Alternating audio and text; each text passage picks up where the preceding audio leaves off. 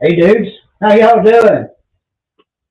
Hold on a second, I gotta fix something right quick. I messed something up. I was using my extra account here to communicate with.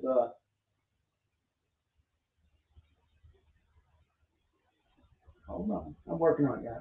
Sorry, I'm sorry, I messed up. Y'all give me 1 second, okay? Uh, I messed up and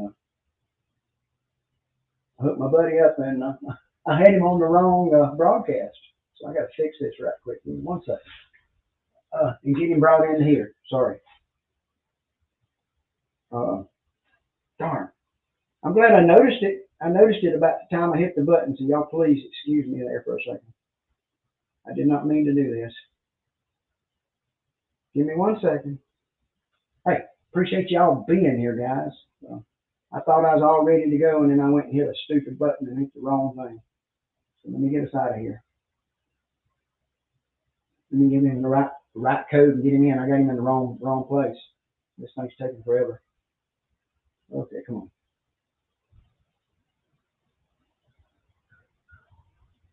Okay, you get it. Ah, come on.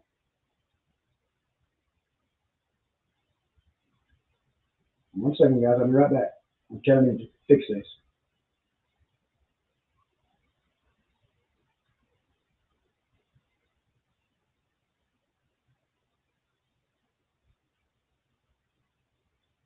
Man, I can't believe this. My stupid phone's really acting up. It's even worse. Hey, Hank there, can you hear me, buddy?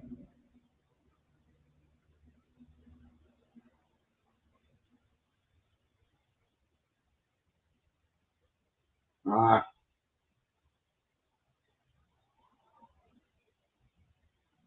okay, I'm fixing it. Yep. I'm sorry, guys. This turned into a nightmare because I had a guest coming in and I put him on the wrong stream. I had him on our test stream and I didn't bring him to the new stream. So give me 1 second. I will have him here. I will get it fixed. Sorry. So sorry. We have those days. This is one of them, guys. Let me, get him in here now. Uh, what a mess. And see, my Discord's not working over here, and I can't get to him to talk to him because that's where we were talking to communicate. And well, it didn't work out when the Discord goes away. So you gotta give me 1 second. I'm sorry. God, sorry.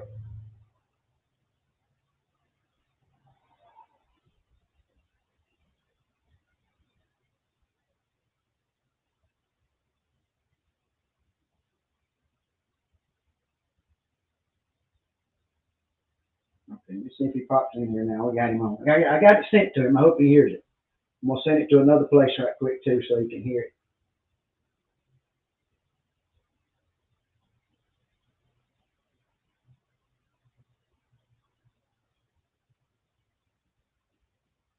Okay, I sent him the message. He'll get it in just a second.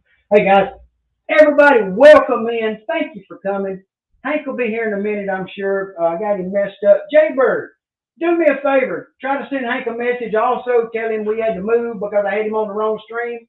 Would you please do that for me? You know how to get in touch with him, just like I did.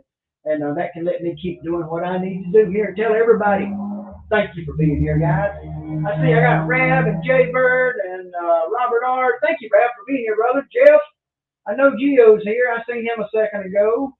And who else we got here? Robert R. Thank you, brother, for being here. Are you in Oklahoma? I think it is there, brother. And I appreciate all of you being here. Let me see what all y'all been talking about. Y'all probably been talking trash. Yeah, y'all probably been talking trash about me, ain't you? Anyway, I don't blame you. But I wasn't too bad late. But the worst thing is I just wasn't ready. I mean, it just didn't work out. So, yeah, let's see if we can get him going here, get him in here like we want him, I hope, again. And, uh-oh. You know something? I think I sent him the wrong link again. I think I sent him the wrong link again. I swear I did. God almighty. Yeah, 1 second.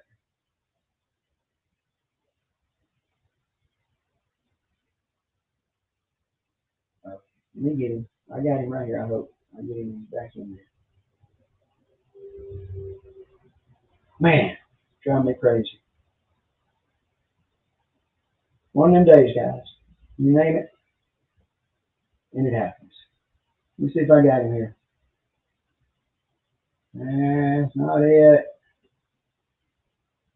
Okay, the wrong one. Yeah, sorry.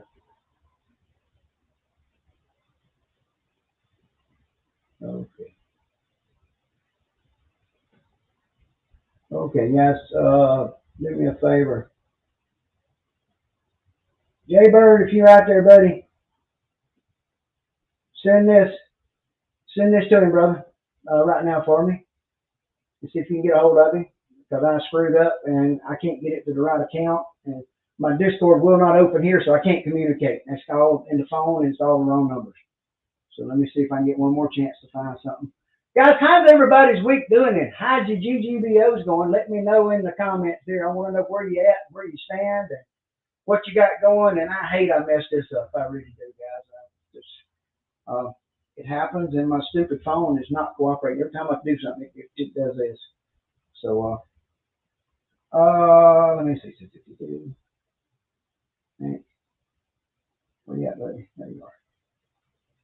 It's just one of those days, guys. Sorry. Copy. I think I got it right now. Let's see if we get it there. I hope so.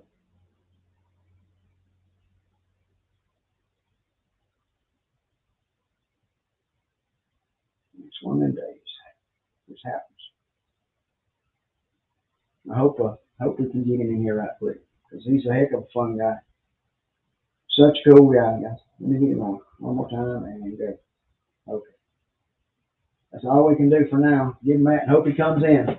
Okay. If I messed it up, I messed it up. Y'all have to get on my rumble.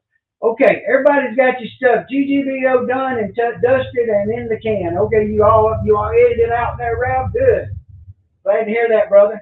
I wished I was all complete. I'm done with the guitar, the bass. I'm done with it. The Plasticaster, I had a neck issue and I just gave up and stopped and went to editing on what I had. And after I got started, I figured out that I didn't have room for everything anyway, because heck, I had 1.2 terabytes of bass footage. Yeah, it was awful.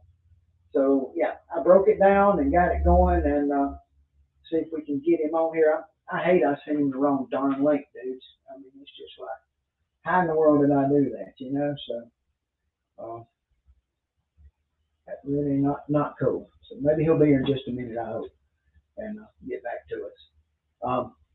Let me, yeah, Jay Bird, if you do, let me know if you get a hold of him. I know you can. So, but yeah, guys, it's been a good week. Otherwise, I mean, I insulated a house this week, and I had a real pretty neck going. I mean, look at this. Is that pretty? Had it all done pretty and everything, and well, then I had the dreaded bitch problem, and yeah, it happened. I done right into the back of it. So there's my buddy. He's with us now. There we go. I've got to explain to him I screwed up and all that. So, yeah. Hey, guys, let me introduce y'all to somebody. I'm not going to hold him up because we're too late already. So introduce y'all to one of my good buddies here from the Twitch world where I kind of start hanging out a lot. So let's bring him in and introduce you to my buddy, okay? Yeah. Hello, folks. Welcome to the buddy, and this is my friend Hank Bud that I took to the wrong string. I tuned into the stream to find out. I was like, oh, this is weird. I was like, oh, okay. We're all good now. I sent you the link, and I tried to get it to you because I screwed up, So that's okay. You look in your messages, you'll see where I sent you the link to get you. Yeah, I got it. Okay. We're all good. Anyway, Thank you for having me. Hey, guys, I want y'all all to welcome my buddy Hank. Hank is one of the first people I met when I started going to Twitch because I went to go watch other guitar builders. And what I found when I got there is Hank and Manny and a bunch of other guys that build guitars just like we do on YouTube. And they do it live, everything. So, you just turn on the camera, go to work, and I give Hank a hard time, guys, I have to tell you, because Hank's known for the sanding man. I've never seen anybody sand so much in my life. Yeah. But he enjoys talking to people. And he can talk to them while he sands instead of like me. I run power tools. Nobody will talk to you when you do that. So anyway, guys, Welcome in, Hank here. Hank, thank you for coming and joining us, brother. You in the Brotherhood of the Bill. I guess you can be one of us Yeah, if you like to be. I appreciate it. It's nice to meet some new people. I haven't spent a whole lot of time on in the YouTube world, so it's Yeah. I've been in the Twitch ghetto, and I so don't know about the ghetto, man. I love it over there myself. oh I yeah, tell you. it's good. It's just there's not a whole lot of crossover, so it's like you and Jaybird kind of have come into our little group Yeah. now, and Yeah. it's nice to have some new people. It was kind of interesting when I started, which was only like 2 years ago. I just had my 2 year stream anniversary. There was no guitar builders on Twitch, and then in a couple months, like everyone just appeared within a few months, like Guitar Show Australia, Orbiter, Jer, like everybody just appeared. It was very serendipitous. Organic. Yeah. Yeah. Right. It just Organic. Exactly. yeah. So it was kind of nice. Like the community just formed right away with our core group of builders and techs and stuff, and then Right. we found our people, and we got through the lockdown building guitars and sanding. So it was good. It was a good thing to have, and I think Yeah. I I really enjoy it. I mean, the part I enjoy is when you're building and working, and you can talk to people, and they can talk to you, and it's like interaction. That way, and I can work and talk at the same time, so it doesn't bother me. Heck, I talk to people while I'm running a shopsmith. Sometimes I just keep on going. So and yeah, it makes it. I find I'm very accessible. And so like if somebody has a question or wants to see something I do, I stream 3 times a week. So they just pop on and chat for a bit. So it's like it keeps my inbox, my emails to a minimum, because it's way easier right, to just come on the stream and chat.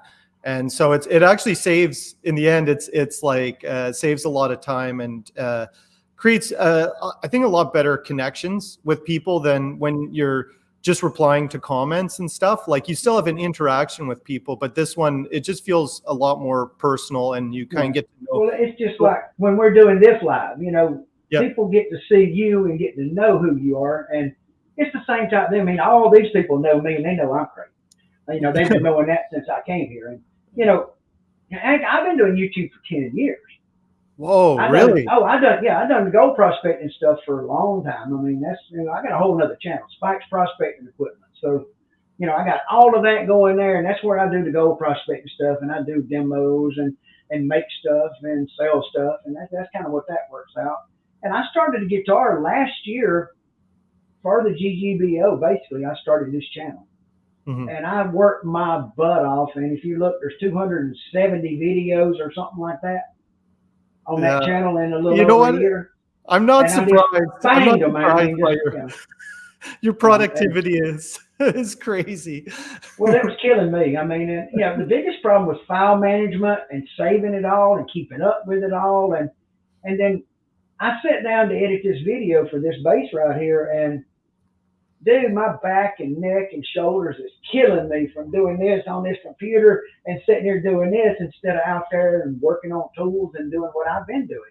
So um, you know, Jay Bird was the one that told me about Twitch. I'd never thought about even going over to Twitch and doing anything. And Jay Bird's, been on the YouTube a couple of years. He's been on guitar YouTube longer than me. But I've been on guitar YouTube about a little over a year and a half, or a year and a quarter or whatever. Because I started, like I say, when the second GGBO. I didn't get in on the first one. I wished I had, because the guys that were in on the first one is, like that didn't enter but just built along with it. All their channels went boom right to the sky because they got blown up by Crankson and everybody that happened. And there weren't that many, but now there's 500-600 people in that contest, dude. You can't even watch all the videos, much less keep up with it. So, yeah, we wanna look at some of your guitars, Hank. Would you show us some stuff and talk to us about what you've been building? I know you build a lot of Telly style Hmm. inspired stuff, and that's Geo's alley. He just asked about he wanted to see some of yours, and he wanted to see what they look like. And let's show him some of your stuff, Okay. because you can show it. Then, I don't know, but I might can take me off the screen and give you the whole screen so you can show them the whole thing. So let me see if I can do that. I'm hoping Yeah. you'll let me do that. Let's see if it works. Let me try it real quick. Okay. So I'll just grab here. I just want to stay kind of connected here. I have this one. I was just tuning it last night. I snapped the E string, so it just I just broke that off the other night. But other than that, it's pretty good. So this is spalted maple, semi-hollow with a sapelli body, flame maple neck. It's not a super flame maple neck, but there's some flame in there, and ebony fingerboard with Evo gold frets, gold hardware, gold and black hardware. And so it's a semi-hollow. And then I laminated some rich light and then some flame maple under for the top. This was the wiring I was working on, Jaybird. I had a bad capacitor, something burnt out, so I didn't have my tone. But yeah, I got this all set up yesterday and then snapped the string. I need to get some new strings. But other than that, this one's going out. This is my Big River model. That's what I call it. And it's a really nice semi-hollow telly style guitar.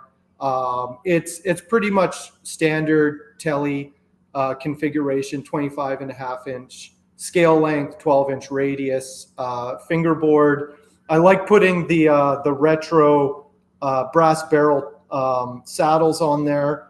These are compensated, so the intonation's better. Right now, this has some bare knuckle boot camp old guard telly pickups. I wanted to just try and see how bare knuckle is as far as telly pickups. They're known for their humbuckers, and I was like, maybe I'll try. I got these at a good price, so I was like, oh, I'll try these, and they sound pretty good. But yeah, so that's my. I've been building a lot of these. These are kind of my main guitar right now. I have a bunch of orders for these. I also do them. This is kind of more of a specialty one with the spalted maple, but this is what I've been doing a lot of, and I'll be doing a lot more of these black walnut bodies with either English walnut or Turkish walnut tops.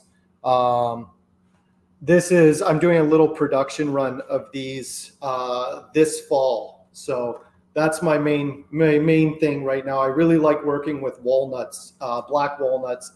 They have a really nice resonance with the semi-hollows, and I find that the telly neck pickup gets those kind of acoustic qualities from the semi-hollows really well, and the walnut, it just has a really nice feel to it, nice resonance. That's why I've been kind of prototyping for this last year, and then this spring I'm kind of out of prototyping and into like production of these. So I'm doing a small production run of these. So that's kind of what I'm working on right now. And then over here. This is a commission I'm working on. This is a spalted maple semi-hollow. Somebody saw my spalted maple Big River and they wanted one. And so this is my other body shape. I call it the Roya. It's my double cutaway, kind of a super strat kind of shape that I also do as a semi-hollow. This is a one-piece flamed maple body with, again, spalted maple with that little strip of rich light in there. Yeah, it turned out really well. It's again, that's kind of my aesthetic that I've been doing for this last year. So you kind of get the idea of what my guitars kind of look like.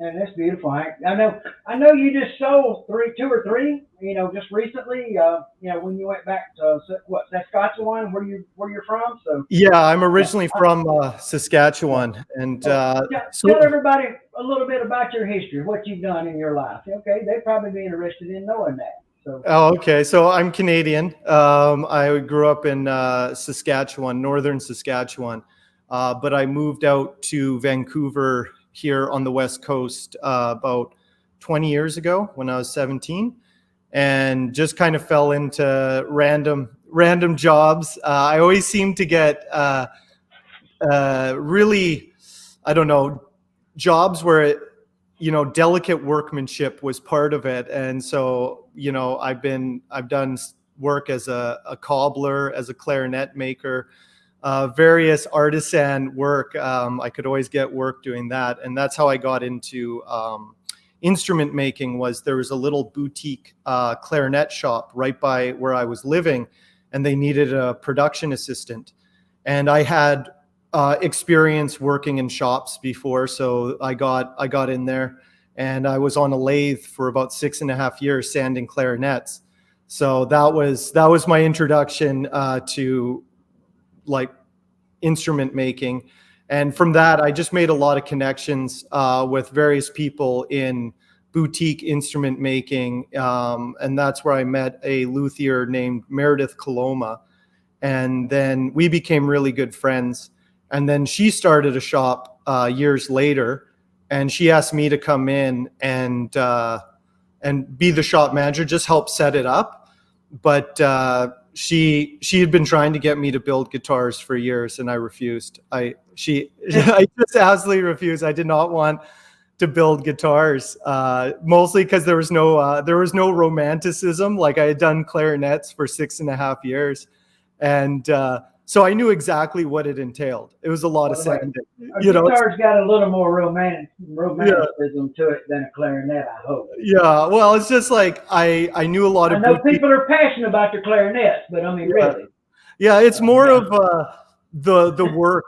I knew lots of boutique builders. Like, I've been kind of immersed in that world and been in it, and I just know, like, for me, it's strange because I never approached it as a hobby that then turned into a career. I've always been like getting kind of entry level positions working for another instrument maker, and then like continuing the work myself. So it was always like, I was just like, oh, that just sounds like a lot of work. And then, are there such a thing as a boutique clarinet maker? Yeah, so there is. Okay. Yes, yeah. There's the company I worked for is so they make a real high end clarinet. Yeah, very high end. Some of our players, the Philadelphia Harmonic lead clarinetist, the Frankfurt Symphony. Some of our players were like top players. So you was like Stradivarius of clarinets, maybe, or something along that line. It was. We were doing stuff that was a little bit different. Yeah. So I was there for prototyping. If you saw the Obama inauguration, there was a quartet of like Yo-Yo Ma with Itzhak Rabin, and Anthony McGill was playing clarinet. That was a clarinet that I worked on. So that was my big show. That was the biggest event of our clarinet. Yeah, the big event, huh? Yeah. Yeah. So it's like a billion. Probably pretty high in the clarinet world now, I'm telling you. So. Well, that's what I mean is like, it was, I was with a little boutique company that became successful, and it was something that it's like one of those things where, what do you define success as? So it started off as like a very little company. Just I was working with the guy's sons in the back. It was a family company, and it grew into a small factory, like a small production facility. And so the only place I could go was a factory manager, if I stayed with the company, or sales, right? And so it's like, the company's doing well, it's making money, he's hiring new people, but it's Nothing like really fits you, right? yeah, like I just work on the floor. I'm on a lathe, so it didn't really suit me, and I moved on after I was there for 6.5 years. So I was like, I had done the instrument making. It was an interesting time, and then I became a cobbler instead. Cobbler. So you make Yeah. shoes, huh? Yeah. So it was, I again just fell in with this guy who ran a cobbling shop, and that's what I did for a couple years. And then I went back home to Saskatchewan. I always go back home to Saskatchewan every summer, and I fell in with some friends, and we went tree planting up north. And then I got a call from Meredith, and she was like, "Hey, I need some help." And I was like, "Okay." And so I just got on a plane and headed back in Vancouver, huh? Yeah. Just came back and fell in with this crew of guitar builders.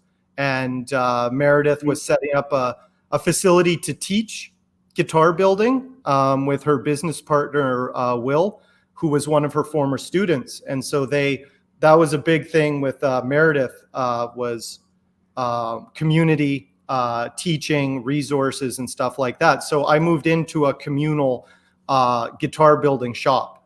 And so y'all have like a co-op shop with different people working all in one shop, correct? Yeah, we have a handful of luthiers in here, and it was set up for guitar builders. So I kind of just learned through osmosis.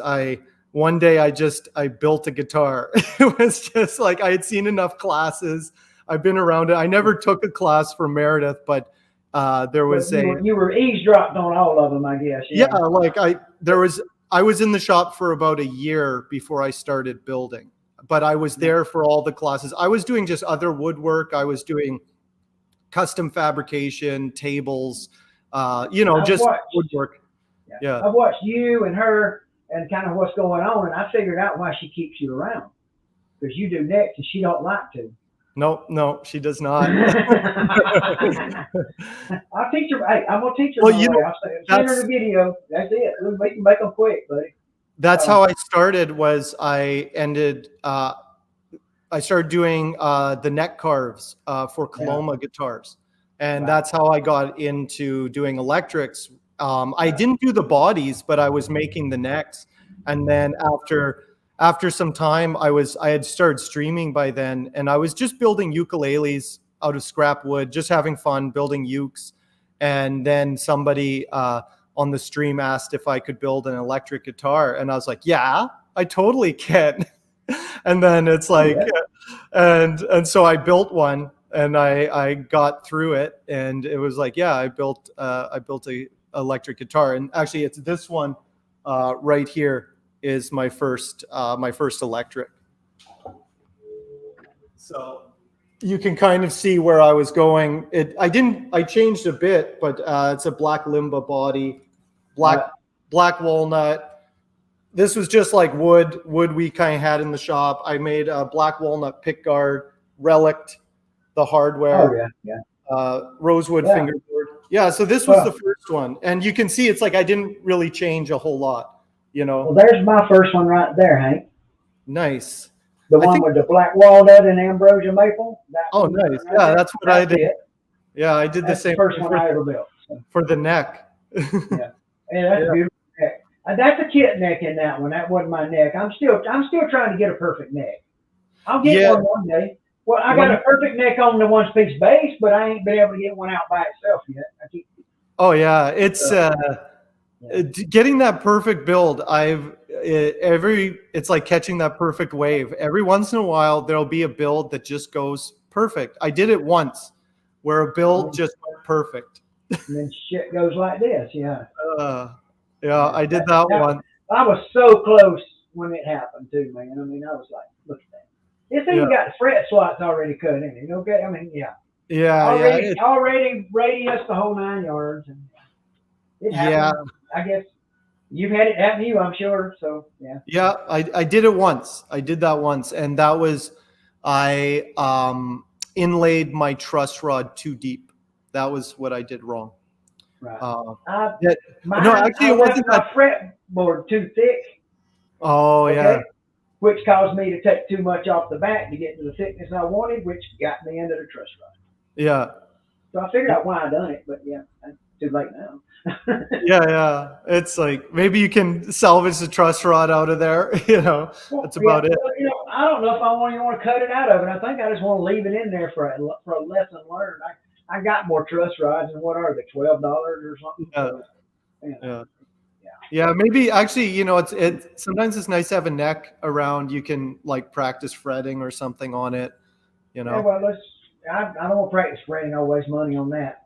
Yeah. I fret crazy stuff already. So yeah, this is Uh, the one I done to replace it with. So that's a this is nice one. mahogany. This is mahogany and a zircote fretboard. And when I finish it, it'll be going on the Plasticaster, I guess, is the idea behind it. So, Yeah. uh, That's Plasticaster needs a real neck, and that's what I was going to do next part. So, you got to learn from your mistakes, like Jay Bird said. Biggest thing about building is learning from mistakes. Yep, every one of them. yeah. That's Nothing the wrong. I was kind of lucky. I was here in the shop when Meredith and Will were prototyping a bunch of their guitars.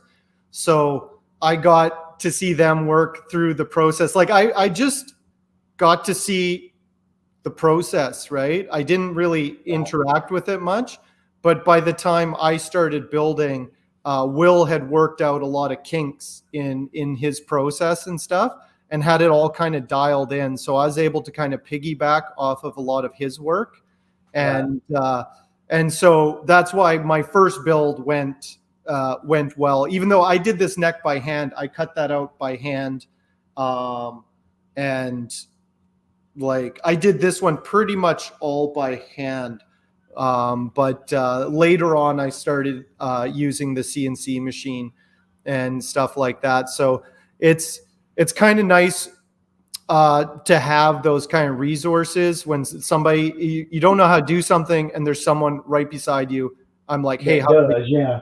And they show Yeah. you the right way to do it, and it just saves so much time, and that's what a lot of what we do here is just classes. Like somebody has an idea and they're like, oh, we just had a guy in who wanted to prototype a jazz bass, and he had this concept. He came in, we built a prototype with him, and he's like, awesome. He went through the process. He'll probably outsource the guitar to be built, but he did build the prototype and he did the whole process, so he knows how now to do it. There's, And then there's only one step in there he's got to make, Hank.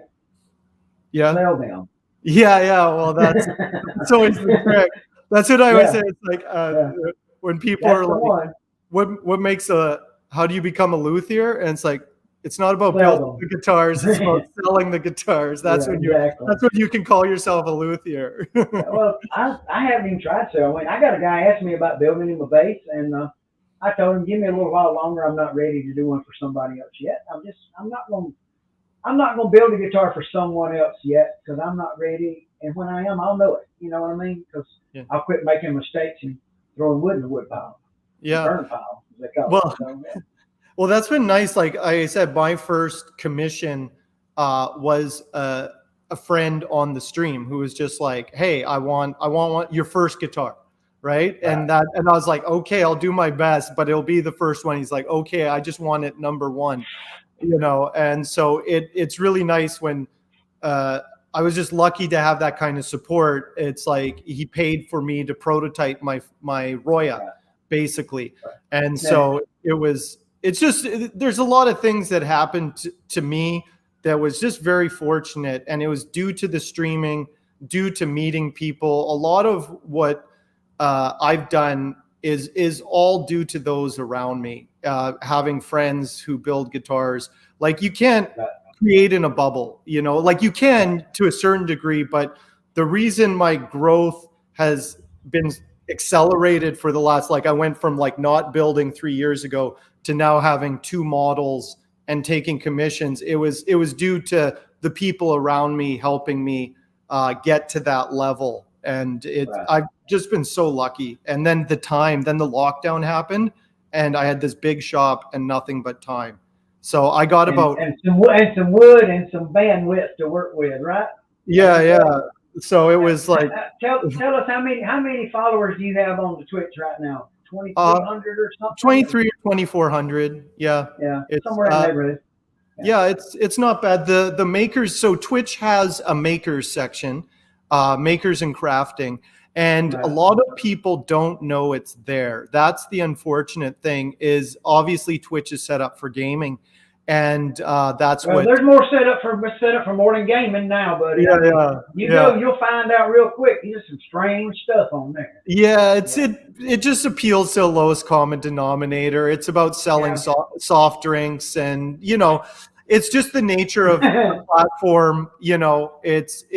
I don't really lament it too much, but it's there is a makers section. It's very small, but when people find out we exist, they're very excited about it. So And that's they're why. loyal. They Yep. keep coming back every time I go on a stream, the same people show up to come see me because they get a notification. Here they come and they're asking questions and talking and hanging out. And I mean, every time I stream, Mark shows up. B. Bumblestead, one of our other guys, he shows up every time, and I try to pop in on his every time because we support each other. And that's what I found when I got to Twitch, Hank, and I told you about it right up front that in YouTube world, people will help each other a little bit, but you just don't really do a whole lot to help others. When you get to be a big channel, you don't reach down to help people up because that's taken away from your income. And that's the way they look at it. And they don't see it as being a brother and helping somebody just to help them move up and work. Because in our situation, okay, there's a lot of guitar people on YouTube, okay? But we got 12 in our group, I guess it is, that build, and there's not a lot more builders on Twitch than that. There may be a few more we don't know about, but there's not that many. But the thing is, we're all brothers. We all help each other.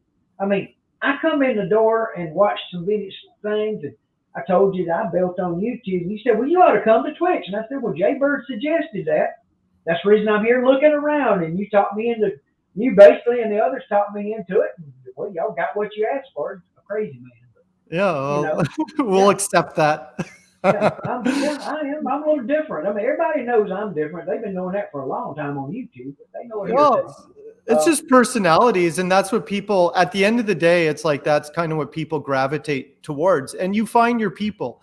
When you stream, you put yourself out there. Don't be phony. You're not a phony.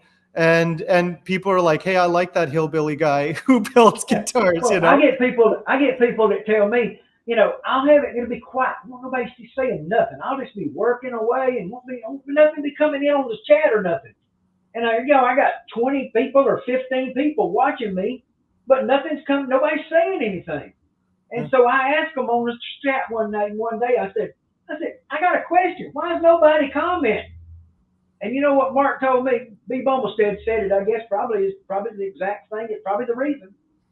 He said, I just like watching you work. Yeah. But yeah, I like it for you to talk because it makes my numbers do better. And go find some more people and bring them over so they'll join. That's why we do this, so. Well, that's what I found a lot of, especially now things are changing. People are going back to work. But for the last couple of years, a lot of people were working at home and all by themselves. And they would have streams on just so there would be another person in the room, Yeah, just somebody to look at, yeah. Yeah, like it was nice to have that influx of people, and they came and then they become like, kind of invested in the outcome. Like they might not be there every stream, but they'll check in to see progress. Oh, yeah. Like that's the thing about guitar building. It's not a quick it's delayed gratification. Yeah.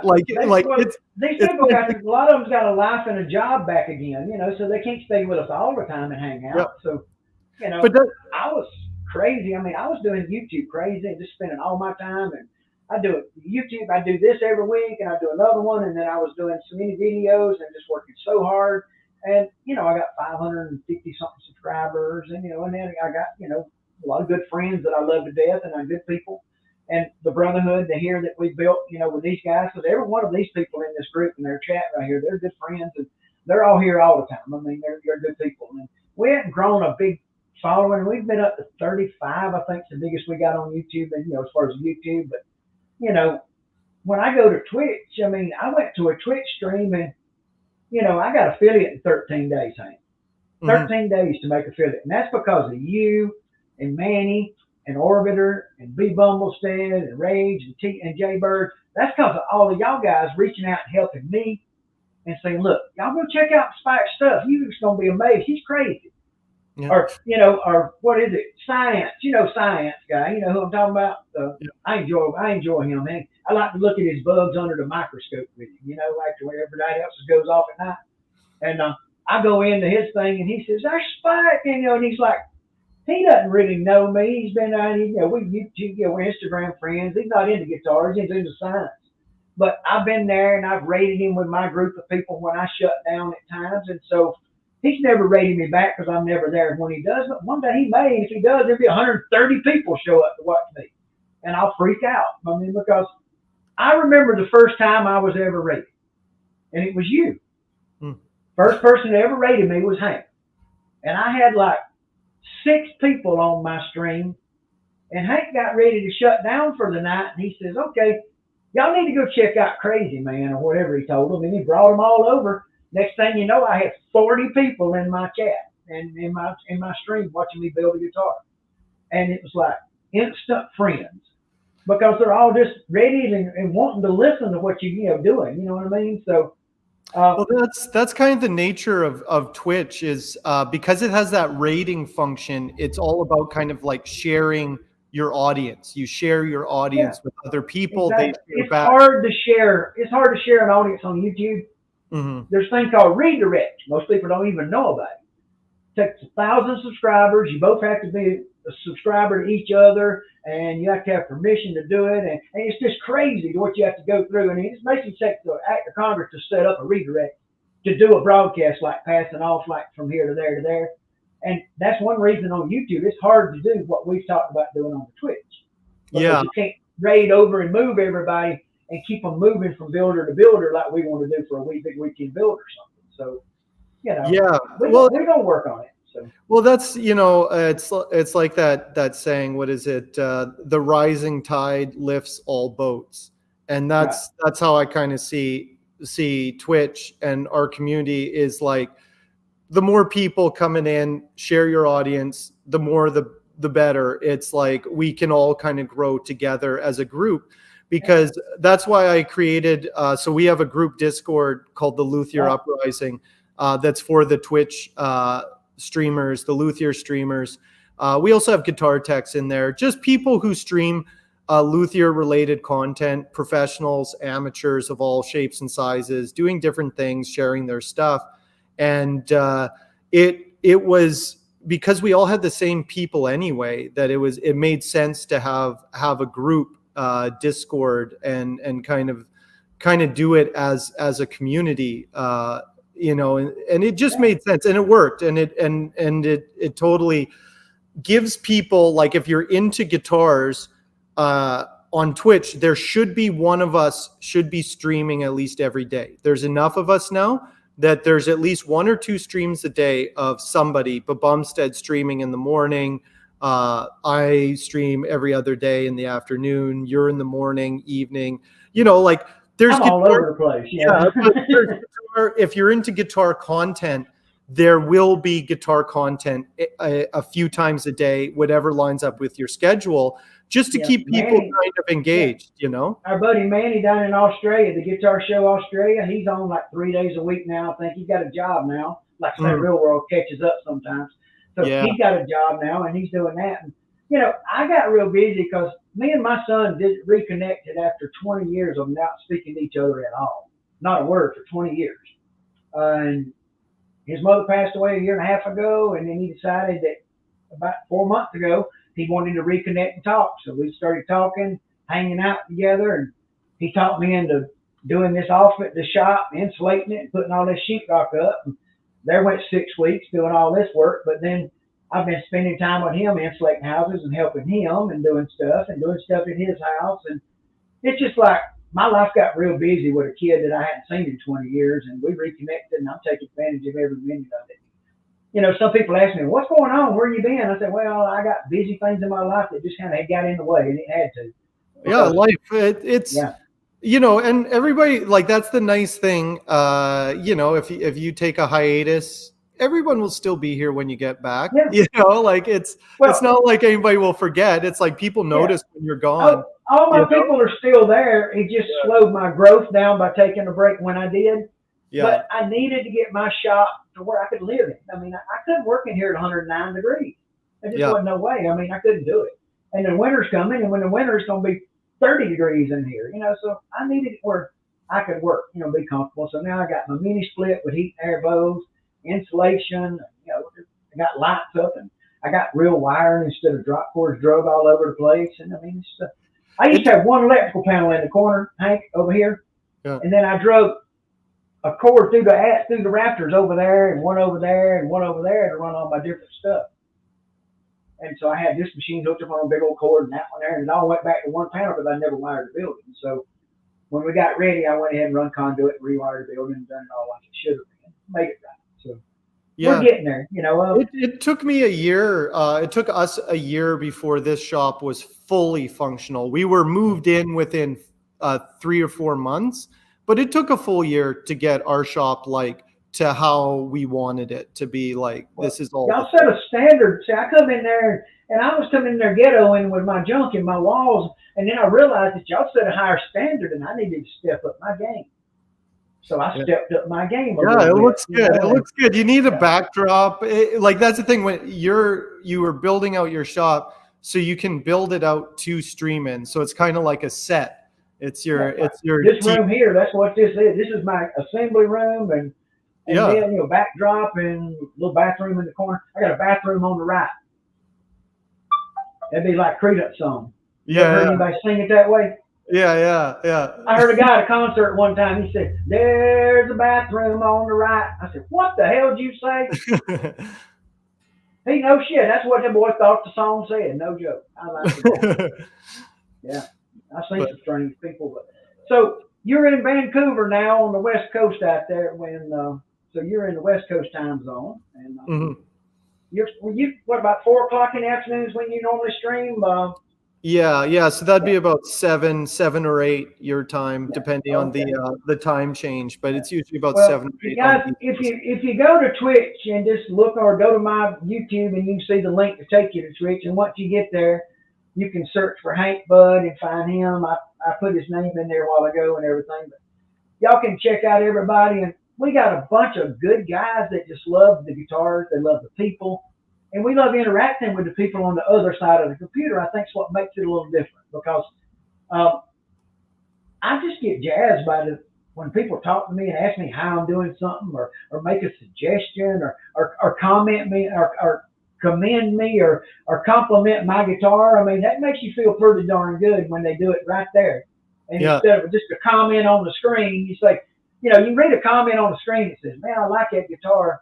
But when they put it on the screen and they're there talking to you, and they come back with another comment, it's just a little different. And when I got text speech in my ear, how that works. So these guys might not know how that works, because Twitch has got a lot of different things. But when they type a comment in, it comes in my ear, and so I get to hear the comments. I'm still just working away, fretting, not even look up and read the comments. But that can get a little rough too sometimes, because when they start putting them emotes in there like 9 in a row, and it'll say Big Air Spike 9, Big Air Spike 9, and it'll do that like 12 times, because they put my emote up, with my big old bushy hair. So I like that. It's a different world.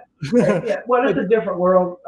Ashley got those done for me. She done a great job. She's they look good. Well, and also it's like you don't have to edit.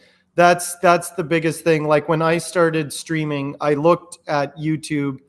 And I was like, am I going to make YouTube videos? Like I knew I was going to do some sort of media.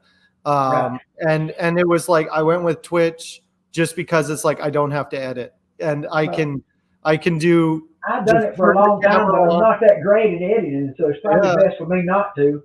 And I'm better at doing lives. I mean, I enjoy communicating with people, and it makes it work, and I can just make it go. You know what I mean? So, and then if I make something really good on a Twitch stream, like, I made them neck the other night on the ShotSmith and run it through there, and it come out real nice and made it perfect shaping and good job. Well, I highlighted it and put it on YouTube for the people that's on YouTube, so they got to see it. And I'm going to start building maybe 1 or 2 days a week on YouTube, and then the rest of my time will be doing my Twitch builds. And some people have talked me into doing some TikTok stuff. I think I ought to put some TikTok stuff. I've been doing pretty good on TikTok myself. You can live stream. Brings new blood in, correct? So I found that one of the things is it's pretty hard to get people to follow you to a different platform. Like the people on YouTube are on YouTube, people on Twitch are on Twitch. There's some crossover. Wow. I got a few people on TikTok who've come over, but I found TikTok was really good for people just like interested in my guitars and buying them. So it was like that. Well, it's a good advertising program, I guess. In that pretty much. So you put a guitar like that, and the guy's scrolling through and sees it, and where can I go get that? Yeah, exactly. That's Who's what I found. Guy, so, yeah, so it's like I treat my TikTok like it's a video blog. Like it's just updates. I finished this guitar. I give the specs. But I don't do a whole lot of build stuff on there that I find that the people, it's weird. Every platform is different in what it does. But I found like with TikTok, it was the ones that did the best were ones where I'm just holding a guitar like this and just talking about it rather than like, oh, watch me route, something on it.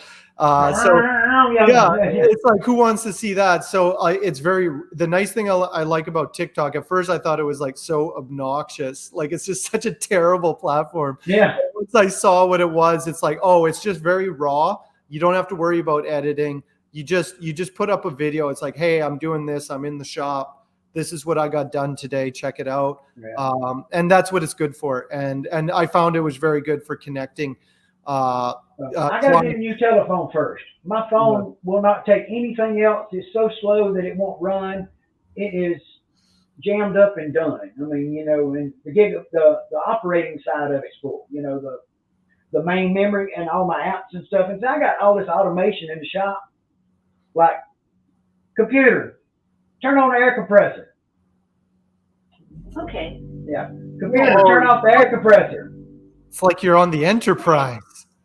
Yeah, I call it a computer because it could have been Alexa or whatever, but computer just sounds. I like computer. I would have done computer. Yeah, I think you only got 3 choices or whatever. I said, I like that one. That makes me feel like I'm Captain Kirk when I come in. I walk in the door and tell it to turn on the lights, and the vacuum pump's on there, the air compressor, the lights out there on the big girl that makes it glow when it's on. I got them all over the place. Yeah. But every one of them is hooked up to an app, and they're all in my phone. Yeah. So that's the reason I got no room to do anything. So I got to get. Oh, Jeff asked me if I demo my guitars. I'll come out. I'll tell you the truth. You'll get that I'm not a good guitar player. I do do demos on my social medias, but I bring in good players that I can get, and I'm actually I'm making a concerted effort this year to practice every morning. Just because it's kind of embarrassing how bad I am. Like I shouldn't be as bad as I am, but it's more of I have a woodworking background, not really a musician's background. So I made clarinets. I never played the clarinet. So, but I could make it. See that finger on that right hand? At least it's not on the left hand. It'd be harder to play guitar, So that one there, I ain't got much control. See? Oh yeah. And at least it's on that hand. That's the picking hand. I can't finger pick for shit. But We'll have a Hank, I got to ask you about something I've been wondering about. I know you had a lot of ukuleles or done a lot of ukuleles, right? Mm-hmm. Did you do giveaways on those on the Twitch and stuff? Is that why you done those? Is that what you did? I gave away all my ukuleles. So the first year I was building, I built 20 ukuleles. I just did nothing but ukuleles, and some of them I sold, some of them I gave away, and then the last few I just gave them away on my stream as kind of like just milestones, and just to kind of like, I always feel like I have to give something back, and it's like, like gets people excited. But now I'm out of ukuleles, so I did my last giveaway in May. So it's kind of a nice thing to kind of do. It gets the audience kind of excited in what you're doing. it's kind of a Twitch thing to do those kind of giveaways. Right, yeah. I Well, found yeah, I they did don't way need. too many. Yeah. I was like, I should have spaced. I had all these ukuleles. I could have spaced this out for You can went years. 3 years or more, right? Yeah, You can yeah. And I space was them like, out. I was doing one every 3 months, and Yeah, Manny does Manny gives guitars away pretty regular, and he'll build them on stream and then give them away, and that's a cool thing to do. yeah. And I've been watching how he's doing that, and I think I want to get some more information and maybe do something along that line. I hope I can get. I know I can make one good enough to give away. Yeah. Think about that a minute, okay? I can make one good enough to give away. I mean, but I guarantee you I can. why not? Like, people saw you build it, you're learning, you're working out your process. Like, that's kind of what I was doing, is just like, yeah, you might not feel comfortable selling it, but it's a playable instrument, and it's like one of your fans might like it. It's an early one. Like I've never sold one to anybody, so if I give one away, that's even better, I guess. Yeah. It's I think it's a nice thing to do. I think we overdid it. Me and Manny overdid it. We gave away a lot of instruments last year because people were getting so excited. You kind of get into it and stuff, and it's like everybody who you get excited. Oh, let me get this thing done. Yeah. So I think I'm going to kind of, everybody who got a ukulele, I don't know if I'm even going to build ukuleles anymore, because right now everything in my life is electric guitar. So it's kind of like, it was a really nice way for those people who were there at the start to kind of have a piece. And everybody I know who got a ukulele, I know who they are. It's like, I knew who got them. It wasn't some random person. And you still see those people too, don't you? Yeah. So it's just a nice thing when who gets your instrument. And who knows, if I'm ever down traveling in the States or something, I might see some of these instruments again. The guitars up on the wall, those colored samples I do on those little thin pieces of wood, and I started doing those for my subs. And after 2 months as a sub, they get to pick what they want on the finish, and I finish it on the stream, and then I sign the back of it, put an envelope, and send it to them. Nice. So that's something I'm doing for my subs. That's something I wanted to try to do, something a little different. I hadn't seen anybody do something quite like that, and I figured that was a little different. So, and I like doing colors, and I like doing stains. So yeah, and Angelus hooked me up, and so I got discounts for that for everybody. And nice. Angelus is nice dies. Those are really nice. Oh, it's good. If you ever need any, I got you a 10% hookup. Okay. So okay, good to know. Good to know. Yeah. They're so vibrant. They are really nice. I'm going to be doing a lot more dyed guitars soon. I'm working on a PRS style McCarty commission in October.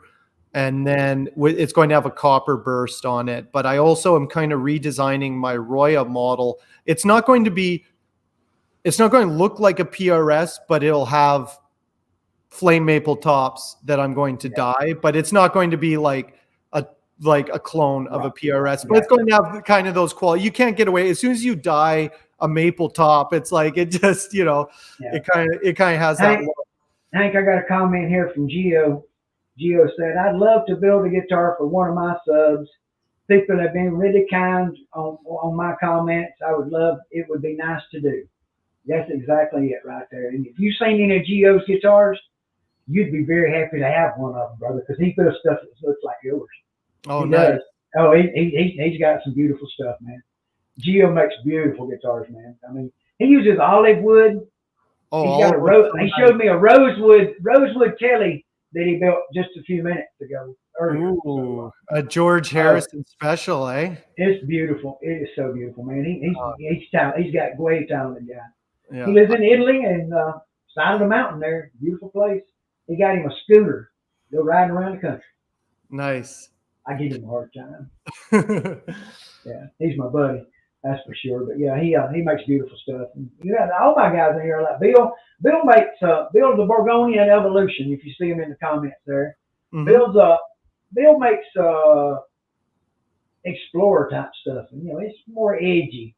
And then when he plays it, well, it's more edgy too. So yeah, it is. And Rab's overseas on us. He's from over in Right, where are you, brother? I'm messing up. I know you're overseas there, but I can't remember. Robert's from Oklahoma. That's one of our buddies from Oklahoma there, and he does little all kinds of stuff. He's fixing to start building on a kit, I think, here real soon. Nice. So, Asus yeah, they're enthusiast. great He's in people. Oklahoma as well. One of our guys, Oh, Asus. yeah, He's Scotland. That's where right. I didn't want to say, Rab, I wasn't sure, and I didn't want to say the wrong thing. Okay, so thank you. I appreciate that because I know how y'all are. If you call in the wrong country, y'all can get kind of agitated. Yeah.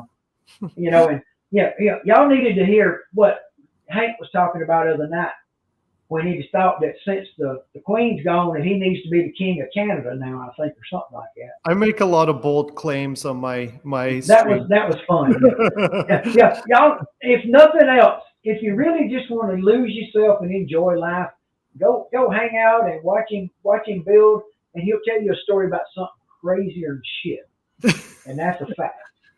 But that's okay. I mean, I do That's that usually too. You know that. delirium. That's delirium setting in after 4 hours of sanding. Yeah, after a 4-hour stream of sanding, you go talk about crazy stuff. You can tell when the stream is coming to an end. I usually just have to end it. I'm like, okay, I've said enough. Like delirium and insanity sets in, and then it's like, okay, it's over now. You got to see it. Tune in next time. Yeah, tune in next time. I'll be even crazier, probably. Yeah. Well, I think people tune in just to see what I'm gonna say crazy, sometimes because and some of them antagonize me and pick on me to get it started. They'll say something to make me say something crazy. Yeah, because they have figured out they can do that. So there's like I was saying before, you can't hide who you are. People come on, and the people who like you, they stick around. You find your people. That's all I can say about streaming is like your people find you, and the best way to find them is to just put yourself out there and do your thing. And the people who aren't into it, they'll just move on, but people will stay, and it's all personality. And it's the same with when you build your guitars. Like your guitars are just so like if once you build it, when you make art or any of that stuff, you look at that guitar and it's like, yeah, that's Spike. That guitar is totally Spike. Yeah. Nobody quite does them like me, that's for sure. And I don't know if I'll ever build one like anybody else because I don't copy well. Well, that's what I'm just like. For me, it's like I don't have a whole lot of experience building. Like I've never made a Gibson style guitar. I've done a few. I got one coming. Yeah, it's coming. I can build my guitars. That's all I can build. I can build my guitars really well, and I'm going to be doing this PRS style guitar, and that'll be an interesting another step. Yeah. Well, here's what I got challenging me. Okay, the ambrosia, as I call it right there, I cut that on my CNC machine before I burned up the CNC machine in the other garage. Mm-hmm. So I don't have CNC machines in a box. It's just all in a pile. So I ain't never put it back. I said I was going to do things by hand. I didn't want to deal with it anymore because I wasn't computer ready to do CNC as much as I thought I was. And it was just, I got it done. I made several of the bodies. I got that one out, and the one that I made the mold for the plastic ones I've been making, the car tops, and I got those done. But I made my first neck the day after I made my first neck. The day the shop burned up, so I just kind of lost the interest in the CNC and never put it back in. And I may one day, but I really don't have space right now, especially with that thermoforming machine in here. It's 4 foot by 8 foot. I mean, it takes up a lot of my shop. Yeah. Luckily, I rearranged the shop where I could shove it out of the way when I don't use it, So I got some plastic here now. If somebody wants a guitar back or front made, I got some plastic that I could do some, like a cap like I'm doing, like I make a back or whatever. Just send me what you want, the back of a guitar, and I'll put it on the thing and make you one. And it'll come off, you acetone it right to you wood. It works great. Yeah. But the Plasticaster is in great shape, but it needs a neck that I want on it, and it plays. It's intonated. It sounds good, and I will do some things different. Next time I'll put a pickup ring around that front pickup so I can take it in and out. Because right now I couldn't get it out if I wanted to, because it's in the top. Yeah. And you can't get to it. So, I was actually thinking about that when I saw you putting it together. I'm like, how's you asked me, I think you wanted to ask me about it. Yeah. It was like, I just assumed you had figured it out. That's a good question. Yeah. Well, we'll put a ring on the next one, to make it right. We learned a lesson on that. That way you can get them in and out. But Yeah. otherwise, I mean, it come together just like I expected. Now, I've got a back already formed for one of those. I've got a carved top for like ambrosia for Hmm. one of those, um, and a harmony that I've got already molded to do a back for like a thin weight harmony guitar. You remember the Yeah. harmony guitars they made in the '60s out of plywood? Yeah. I figure ABS plastic's a big upgrade over that. Oh yeah. But I just got those, and they're obscure, they're different, but it's just I like to do things a little different, and anybody can put a kit together that you get from Solo or wherever, I mean, if they can't, they probably don't need to even do this. But, most people can put a kit together, and I can build a body, but I ain't, I can build a whole guitar, but I ain't quite figured necks out yet. Maybe one day. The necks are the But, hardest part. It's like, yeah, the well, doing the I'm close. kits is a good start. You see all the parts and then you figure out what you can fabricate like a body. I know the Yeah. necks, a lot of people are just throwing kit necks on, and it's like it's you build up to it, and plus the neck requires a lot of tooling. There's a lot of things that go into it, and Well, there's a it lot more skill goes into a neck than into a body. yeah, and Until like you I was start saying, making a body with binding and things like that, then you start up in the game a little bit. And that's where yeah, I'm going next. Now, yeah, see, Geo's got me challenged. See, Geo puts binding on all these little olive guitars, and they're beautiful. The Rosewood he showed me a while ago is just unbelievable beautiful, right, with the binding and everything. So he's told me, Spike, you got to learn to do binding because you ain't never done no binding. I mean, I only built 3 guitars. I ain't done no binding yet, So yeah. I ain't even put no fret inlays in yet. I put side dots in, but no inlays. Yeah. Oh, It's coming. I'm working. I'll get there. I'm just kind of working through all this. I'm getting the nuts and bolts part down. Then I can do the dress ups. But yeah. yeah, there's so many things to learn and do with it. But my idea is to take this slab sitting here on the table, this sycamore that this base is sitting on top of, Mm-hmm. and make a one piece Les Paul out of it with binding on the front and the back, 1.5, 2 degree neck angle. Maybe even bind the neck, put a sunburst finish on it, make it look kind of like a 1959 with that dark sunburst, a tobacco sunburst maybe, and just keep it simple as you can keep for a one piece Les Paul with crazy stuff on it. But that's my next one after I get done with what I got in the piles here. So. Yeah, well, there's so many, like with guitar building, there's just so many avenues you can explore, and like you start on one thing and that leads you to another, and then you're like, oh, maybe I'll try that guitar, and it's just like there's so many possibilities, and I find for me it's like my biggest motivation to finishing a guitar is so I can start the next one. That usually by the end of a build, I'm already thinking about the next one. I'm motivated to get this one done because it's like, oh, I have a new idea I want to explore with this one and try something a little bit different, and just fine tune things. Like none of my earlier guitars, they're all playable, they're all decent guitars, but every time I do something a little bit more, I dial in something that I feel is just making it a little bit better of an instrument. The finish is a little bit better than the last time. And it just becomes, I feel like, for me anyway, with the Big River, I feel like I'm out of the prototyping phase, but it took nine builds. I built the Big River 9 times from this one to the semi-hollow. Like I said, none of them were bad, but I was trying different things with each one until I refining your skills, and it's like, this is the process. This is a really solid instrument. It looks good and it feels good. Like it's first and foremost, and we talked about that before, it's first and foremost an instrument. If it looks pretty, that's nice. Like if you want to, I don't want my guitars hanging on the wall as a piece of art. I want a player to have them and use them, and I want it to be their favorite guitar. So it's like, if it looks pretty, that's great. But if it don't play, who cares? Yeah. Yeah. So first and foremost, an instrument. But I think I found I found a way that I can have everything. I can have all those things and do it within a reasonable amount of time. Like there's the economics too. It's like instrument, aesthetics, and economics. what hardware, how Yeah. much time am I going to invest in that? And that can really And like, where's the break point where you can actually make money doing it? Yeah, exactly. yeah, how many can I actually, Yeah. I can only build maybe 2 or 3 really nice guitars a month, electric guitars. That's the nice thing about electric guitars. Yeah, it's a And lot why I better than got, acoustics. Yeah. yeah, I got out of acoustics just because of like even ukuleles take a Yeah. long time. And so Yeah. I was like, there's 2 things I really like about the electric guitar.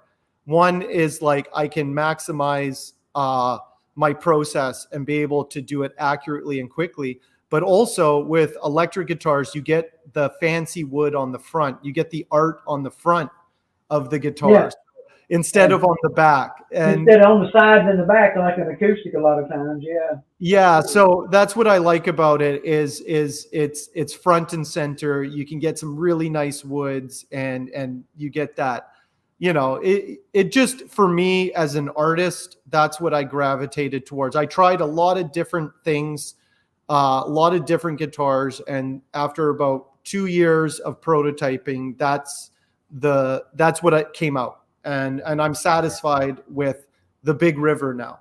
And so now I'm moving on to the Roya this winter. And hopefully in the next few months, I'll have a kind of like that idea flushed out. And maybe in the new year, I'll do a new shape. But for now, it's like I'm just working through ideas in So between. you get your bodies designed out and then you put them in. You cut those with the CNC, correct? Is that what you're Yeah. doing? Yeah. And then you hand cut your necks, or I you cut them and then shape them by hand, right? I shape them by hand. So I'll cut them out and then put the truss rod in, glue on the fingerboard, trim it, and then carve it by hand. So all my necks are carved by hand. I could speed up. There's some processes that it's like, yeah, I could just 3D carve everything, but I feel like, again, because I'm streaming, a big part of my build process is the media. Shaping necks. Yeah, I can carve a neck on stream. I don't like to route on stream because it's like I don't want to be distracted by chat, but I can carve a neck on stream. I can sand a body. I can do electronics. I can do setups and fret work. The only thing, and sometimes I'll have a camera on the CNC cutting out the body, but it's like it's just a process that I work through. Like everybody kind of gets. Yeah. Yeah. Once you see it run for 2 minutes, Yeah. see what it's doing and see how it does it, then you need to go learn how to program it because that's what you got to really learn. I mean, 'cause that's the worst. I mean, Well, changing bits and setting it up ain't that hard. Programming and designing, that's different. I mean, yeah. I designed that one myself, in Fusion 360. So I'm not completely idiot. I'm at least a high-tech redneck. Yeah. Well, my background, so I actually, in my early 20s, I went to school for 3D animation. So Cool. I have a background in 3D design and that I was able to apply to my guitar. So all these things like that I've done in my life, I used to do freelance illustration and design and stuff. So it's all caught up to me now where it's like all these skill sets I can apply to one thing and just do guitars, Oh, yeah. Sorry about that. I was turning on the air conditioning. Got Oh, okay. stuck me in here. At least I could turn it on. That's more than I could do, Yeah. How come you didn't ask the computer to turn it on?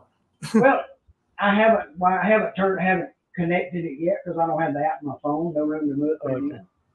Yeah, once I get the app in my phone, I could probably do that. But you got to have it in the phone first before the Alexa thing will take over, Yeah. But yeah, it's somebody said something about Crimson here, and let me tell you this: I asked Ben a question Sunday during his live stream because he does live stream, and his YouTube live stream. I don't know if you ever seen it or not on Sundays, but there'll be 120 people in there on YouTube.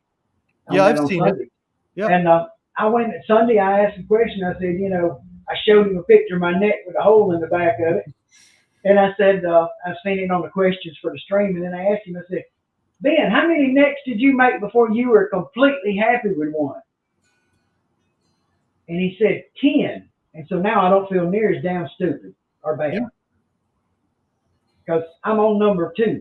So, Well, that's Yeah. what I found, and I was talking And to it Will. may come out perfect, looks like. So yeah. I was talking to Will about that, and he said that that's about the number that he found. He said around between 10 and 12 builds is when you finally start to get it. You get it all kind of figured out. So it's true. You know, I don't have enough walls to learn all this. yeah, I Where am I was gonna hang them? give them away. Just give them away. I guess I could. I'm thinking about. I really am thinking about um, doing doing a giveaway for sure, and I may do a plaster caster. An experimental guitar. You'll have something nobody else in the world's got if I do one. So Yeah, that's well, my thinking. just do your thing. Throw it Well, out and there, I use reasonable materials. I don't spend a lot of money on parts here. I You mean, shouldn't. You really shouldn't be using especially fancy on a wood. giveaway guitar. No, but Well, like, just you don't want to like, oh, I just messed up my black. Whoa, ow! oh, Y'all seen that, didn't you? yeah. That was a light that hit me in the head. I knocked it off there and hit me in the head. Uh, this here is ready for the contest, and the video ain't. Okay, y'all just be aware of that. I'm working on it. The cover's all on, and it's nice and ready, and it's good, and it's a 5-string bass, and I don't play bass for shit. So I got a lot to learn. I'm taking it to a buddy to have it demoed, and it's got a Washburn style headstock and the Washburn tuners on it. And that one on the wall that's all broke over there, this friend of mine gave that to me after her son broke it. And this, was a pretty good guitar till he broke it. But she had roughed it up, beating it around. She carried it all over playing it without a case. And so it had been beat up pretty good already. And then he destroyed it and we out in the yard being a fool. But yeah, I took that and I spent a little bit of money and I built this. Mm-hmm. So I broke the bank on this one, Hank. Yeah. Oh, yeah. $75.94. That's really good. That's that's another thing when you're starting out.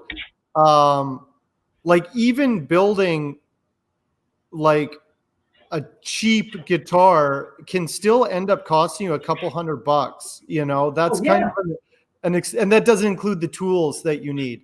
right. Like you need thousands of dollars worth of tools. If you have Yeah. access to a shop, like you can get by a router, a bandsaw, a planer drum sander is all good. Yeah. Like stuff you would find. That's another nice thing about electric guitars is it is stuff that you would find in most wood shops, Yeah. whereas acoustics, there's a little bit more There's all this specialized. bending stuff and jigs for that and all that. Yeah, you end up as an acoustic builder. You also build all your own jigs. Like that's so you got a whole room full of jigs to build Yeah. guitars with. Yeah. Well, I Yeah. got templates all over. I mean, there's down there's one to build do necks and a sled, and there's the one you put the guitars on the shopsmith with, and then there's a sled. I've got a big sled that I built out there to do this bass on, and the thing slides across, and I cut truss rods with it. I can do shaping. I can just pretty much do about anything with that thing up on the back if you just line it up, put it where it goes, and just work it. I start with this big slab like this thing here. It's like 2.5 inches thick. Mhm. And when I get done, I got that much bass left, So somebody asked me how I was going to do it. They said, how are you going to get a bass out of that slab? I said, I'm going to take away everything that don't look like a damn bass. Yeah, there's a bass inside that wood. You just have to find it. This one's got a Les Paul in it. Excuse me. Oh, it's got a Les Paul in there. Yeah, this one's got a Les Paul right here. This one does. Yeah. You'll have to. Geo made me swear and promise that I would make a Les Paul with binding. With binding. Binding. That's the most important part of that sentence. I agree. Now I'm trying to figure out, guys, I've got this slab and I got this guitar, and I need a really good thumbnail to put in my video for the GGBO using that slab and that guitar somehow. So maybe anybody got any ideas? Let me show it to you real quick. Y'all can look while we're still here. We ain't gonna go away.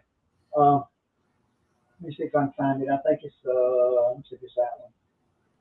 Nope, that's the thermoformer. That's not it. Okay, there you go. There it sits on the slab. Can y'all see that? Or that picture's probably not that great. That looks okay. Can you see the whole thing? Or just Yeah, one pretty end of much it? the whole thing. Yeah, the Okay. headstock's cut off a little bit, but you can pretty much see the whole thing. Okay. Anyway, then yeah, there it is. Okay. Become I can do a There we go. Yeah, it's in okay, frame. so I've got this big raw slab. It's got some, grain in it and all the same flecking, and it's quarter sawn, big old quarter sawn slab. The whole thing's quarter sawn all the way across. And so the base is complete flat quarter sawn across this way, and so it's really stable, it holds up good. But I need an idea for something to do for my thumbnail with this picture, with something with this. I don't know what it's going to be. And that was one of the things I've done, so we'll figure it out. Y'all got an idea, y'all send it on to me. I'll be glad to take it and listen to it. Go back here and get this changed back real quick. It don't change over quick as it does when I got my other stuff going on, my other programs. Now, guys, I done something even crazier this week. Some of y'all know I started back playing golf, okay? And it was just something I needed to do. My son plays, and he wanted me to play with him, okay? So, being that's the situation, I figured I'd go play golf with my son, you know what I mean? Because he's really good. I'm 5'7.5" or so, something like that. And he's 5'6", 5'5.5" maybe. And he can hit a golf ball 320 yards anytime he wants to. Yeah, no joke. And so he said, Dad, I want to help you get your game together if you want to start back playing. Well, I've had 3 back surgeries and a neck surgery. So I got a plate in here and a bunch of hardware down in the lower back. But I've hit golf balls for 2 weeks and it ain't hurt yet. So I think I'm okay. And I'm just not going to overdo it. But I was having a problem putting my feet in the right place, keeping consistent where you put your feet. And I went online, and these people got this thing, this stick that's got like markings on it, like for your front foot, the ball position, and your back foot, and you move your foot according to the club you're playing. And, they wanted $100 for that stick. And I just think that guy, sorry. So I had a maple piano brace. See how thin that is? You can get a look at it. Maple piano brace. And I cut it, and there's where it was inside the piano. It had a bad spot, so I couldn't use it for that. But some of these I've been making fretboards out of, maple, nice maple.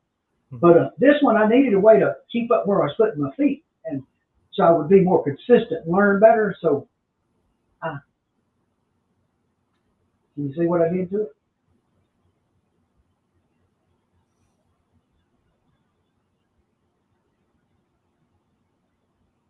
So you put your toe where the dot is. You put the ball in that first section right there. Between this fret and this fret, when you're gonna hit the driver, and you put it between this fret and this fret for your irons, and then you put your foot right here for wedges to 7-irons, and there's 6 and 5s, hybrids, fairway woods, and your driver. Nice. Now, the guy that made this thing, and I'm sure they put a lot of research into it, but I know how to scale shit with my damn computer. And so I took one 11 inches long, scaled it to 33, which is what they said it was. And then from dailyforest.com. I just started drawing. Shut up, computer. 111.33 and showing signs of going I said computer and it started talking. You hear it? That caused some volatility and turbulence, which brought the setup to a complete end. Whatever that was. Your shields are dropping. That's what it said. Your shields are dropping. Is that it? But anyway, yeah. Warp drive's down or something. Yeah. But anyway, I had these frets laying around, and I said, I want to be able to see it when it's laying on the ground. So I just cut me some slots and pounded some frets in it and put some UV solar res finish on it. Took it out in the sun, let it set up, and now it just drops right down in the golf bag and pull it out by that string. I know I'm touched in the head. I might do anything. And that was just something I done one day, and took me about 45 minutes between cutting it out, marking it, and pounding the frets into it. I just went at it and done it. I didn't record an inch of it, not 1 minute. And that's unusual for me not to record something I do like that. But I got where I'm recording less stuff than I used to. Because Hank, I used to do, like I say, 270 videos in a year and a half. my God, yeah, I was overloaded. It's Yeah. driving me crazy. So Oh yeah. y'all for sure. saved me. Y'all saved me, man. Yeah. Well, I look at it that way. Jay Bird is the one that led me to my salvation, the place where I can be happy.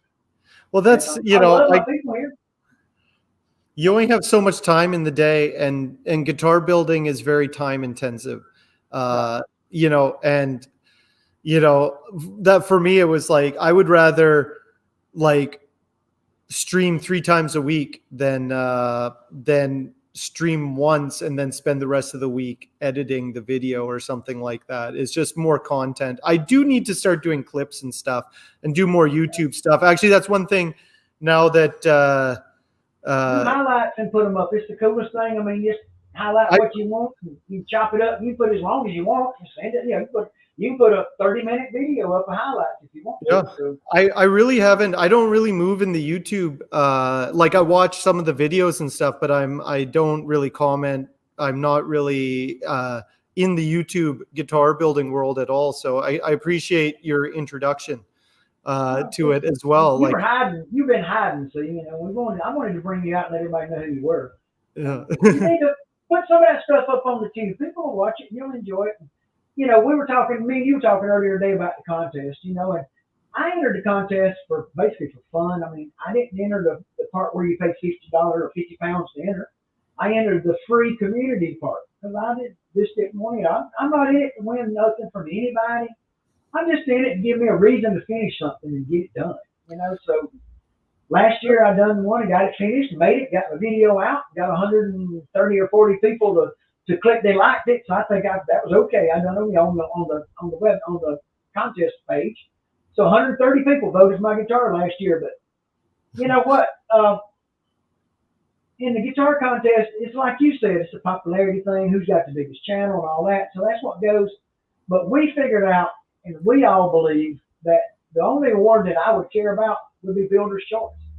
Mm-hmm. When every other builder is the one that votes and tells me that that's the guitar they like. That would be that mattered more to me than a bunch of internet people I don't know from anybody. You know what I mean? So yeah, I kind of was the point. I kind of have mixed feelings about, like we were saying before, about the good thing about the contest is it gives you deadlines. It's a community building thing. It's a showcase to share your work. Like those are all good things. But it's like, yeah, for me, it's like I really don't feel comfortable with guitar building as a competition. Art as any sort of competition is just kind of like I'm not really into it. Not that I don't support anybody or you doing these things. I don't want to sound like it's just for me personally. I'm just like it's kind of like I never liked art competitions. I like making art. I like doing my thing. I like supporting my friends. But I don't. And I had a guy asking me, so I kind of had to already kind of qualify my position on things, and it was like.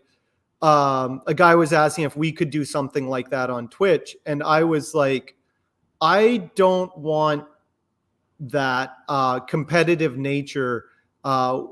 It changes the dynamic, and then it's everybody jockeying for like a popularity contest. And then we'll be fighting who can do the most streams and who can get the most this and that.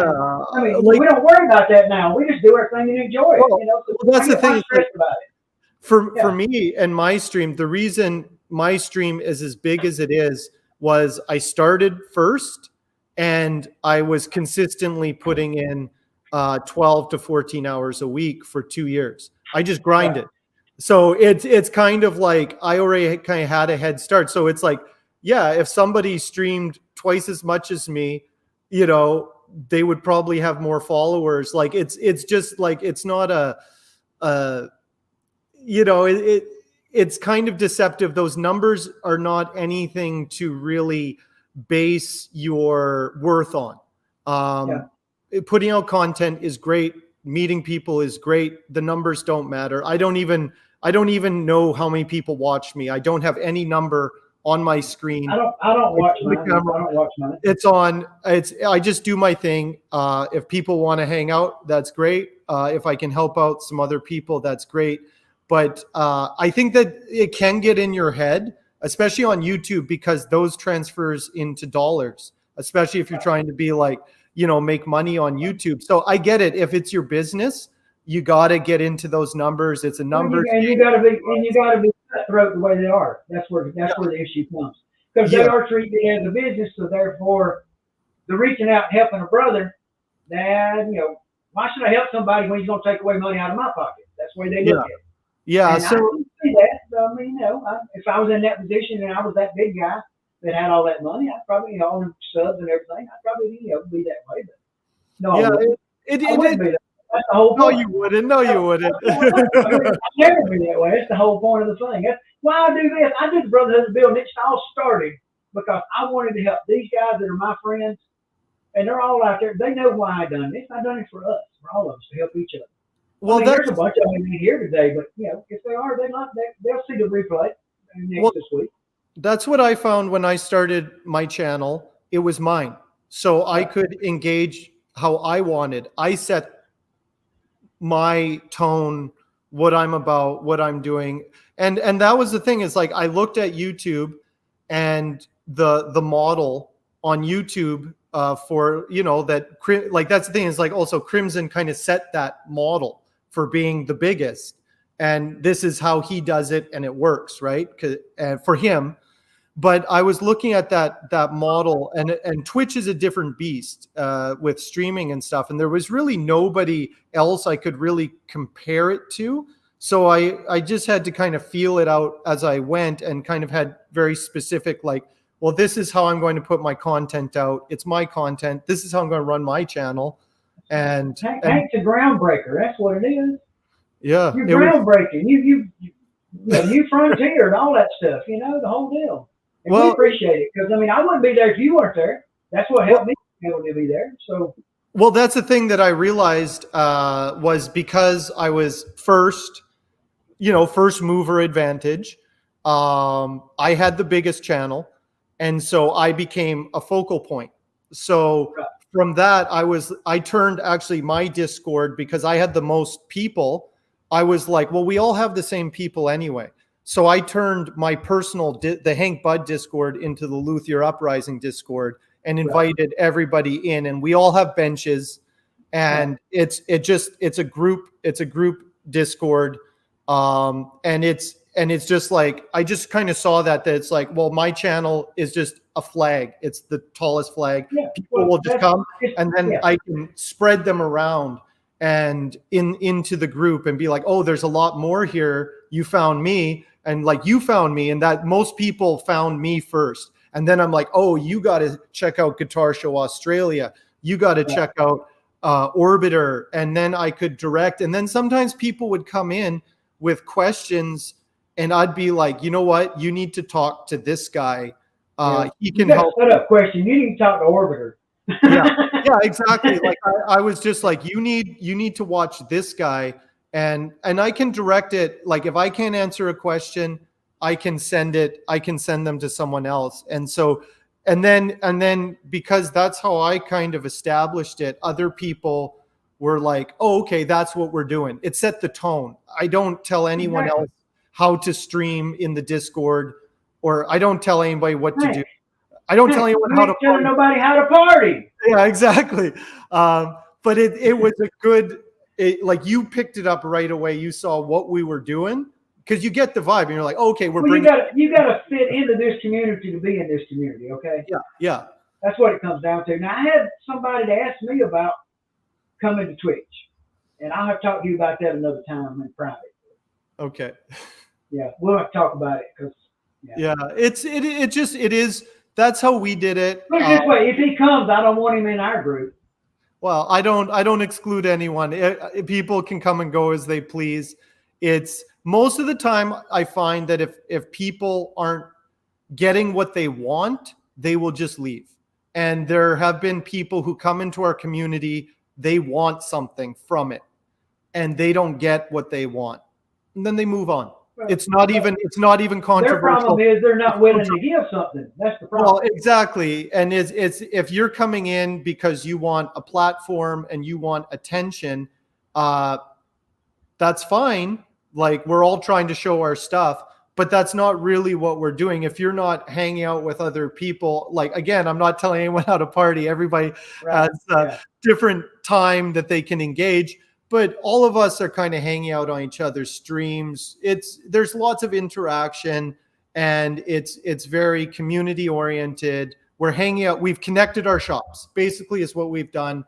All of our shops are connected, and we can hang out, spend some time, get inspired. Like, oh, Luther's Uprising. Okay, if I go live, everybody on Luther's Uprising is going to get a notice telling them that I'm going to swing live. You go live, it does the same thing. It does it for all of us, that's in the group. That gets us spread out, gets people to our thing, and then if you've got people that are helping each other out and showing them, appreciation for other people the way we try to do, and that's what makes it great. Well, I feel so comfortable there. I mean, I honestly do. I mean, because I walked in the door and it's like, hey, come on in. Yeah. Well, and also if you're collaborative minded, guitar building is very individualistic, but there are opportunities for collaboration. So like right now, Rage Guitars, Orbiter Guitars are building their own pickups. So Rage brought me some pickups. He's in Seattle. He drove up here last weekend. Brought me some pickups. I'm going to get some P90s from Orbiter. So there's there's a wood burner on Twitch. Like, it's not just guitar builders. There's Karen Day. She's a wood burner. She hangs out in all the luthier streams. She just likes luthiers, right? Yeah. And Babe Ross is an unbelievable artist. Yeah. Unbelievable artist. And I talked to her about painting a guitar body. And she said, it'll be a while. I'm really covered up. I said, whenever you get ready, let me know whenever you want one. I'll send it. And that's the nature of Twitch is very collaborative and very, very artistic. And it's like, again, you don't create in a bubble. Sometimes you want to work with other artists. So I made a basswood Roya because basswood is actually very good for burning. Also makes good guitar bodies, nice and light, a little soft, but it's a good guitar wood. So I made a basswood body for Karen. I sent it to her, and she's been doing this amazing design on it. When she's done, I've been watching it. Don't worry. Yeah. And I've been watching her. And so that guitar is going to be Rage made me some pickups for it. So that guitar is a great multi and there's just lots of opportunities for that if you are into collaborating with other artists. And that's kind of one of the things that I've always kind of found is I like having other artists around. I get excited when I see Manny finish a build or he pulls out some crazy Australian wood, and I'm like, oh! And then I get into something, and you see different combinations of wood and being like, oh yeah, that looks good with this, and it kind of gives you ideas about stuff. And we got Bumstead. He's a pine caster, man. He cut up his water bed. He's been making guitars out of it for I don't know how long. Yeah. He cut his old. He's 69 years old or 70, something like that. He's a little older than I am. And he took his water bed apart, cut it up, and started making guitars out of making pine casters out of the frame. Yeah. Yeah, and it's great. That's an old hippie for you, ain't it? Yeah, there you go. Yeah. But it's great to see that. And then it's like, oh, I can do a pine caster. So anybody who's starting out building, they're like, oh, I can't afford the nice wood. It's like, you can afford pine. Yeah. No excuses. You can do a pine caster. We got one buddy. He's not here today, but he built one out of balsa wood. Yeah. A guitar out of balsa wood. I ain't heard it play yet. Yeah. And I haven't seen it explode yet, so I don't know what's going to happen. But we wait and see. Yeah. Why not? But Bumstead did a neck out of fir, some really old fir, very tight grain. Really? And he reinforced it with carbon fiber. It worked, but it's I had never seen a fir neck, and under proper luthier doctrine, you're not supposed to do that. But he did it, and it worked. So I got one up on the shelf I made out of ambrosia maple. I better put some rods in that sucker. Not a bad idea. I better. Yeah, ambrosia maple. Yeah, I better put some rods. I'm not telling you how to party. Yeah, well, I know better than to try to use that net without doing that. Uh, I'm just trying to get it all figured out. And, you said the other day I was working on my processes, and that's really what I'm doing. I mean, I've built. That's it. These is all I've ever done, so I got a lot to learn. I mean, I got mechanical skills. I can build anything. I can fix anything. I yeah. can fix. I mean, I can fix air conditioning in your car, or I can fix that bandsaw, or whatever. I mean, it doesn't matter. I can do whatever it does. I can fix it. I fix lawnmowers. If you got skills to fix things, you can fix things. If you don't understand. Yep. And Did you see the way I put the tires on the bandsaw the other day? I didn't see And that. seen that? I didn't see that. You need to see that one, brother. Yeah. You know what a pain it is to put a tire on a bandsaw, right? Yeah. Rubber tire on a bandsaw. Yep. We had to do that recently to ours. I put mine on with a drill. Okay. I made a little tool about this long. I put it on halfway and put tines on it. I stuck it in, pulled it around the edge, and pulled the trigger on the drill, and it went right around it, put it on. Yeah. Done. Nice. Didn't even have to heat it up or anything. It was like, Oh, nice. people going, what? Well, Bill seen me do it. Bill, the Bardonian Evolution, he's seen me do it, I'm sure. Yeah. Yeah, I do crazy stuff, man. I do. Sometimes I do things just to see if it can be done. I mean. I'm all for it as long as it's safe. I'm just as long as you're safe, you do whatever you want. As long as I've done that. Yeah. As long as it doesn't scare me. As long as I don't fear for your safety, I'll support everything. When I'm running that shot smith, I put my hands way out here and hold them on the back of that thing I'm holding on to. Because if it grabs it, well, you know what happens. You see what it done. Yeah, I saw that. Yeah. I made a mistake, though. I had an upcut bit in that thing. I didn't realize it. It just picked it up and just took it right up the bank. Picked it up. That's scary. I guess that's what an upcut bit's supposed to do. Pick it up. And you're streaming, so it's live, so you can't cut that out. You can't cut that out. We all saw it. Mark cut his hand on Stream Live with a bandsaw. With a table saw. Yeah. No blood or anything, but he did hit it. I was watching when it happened.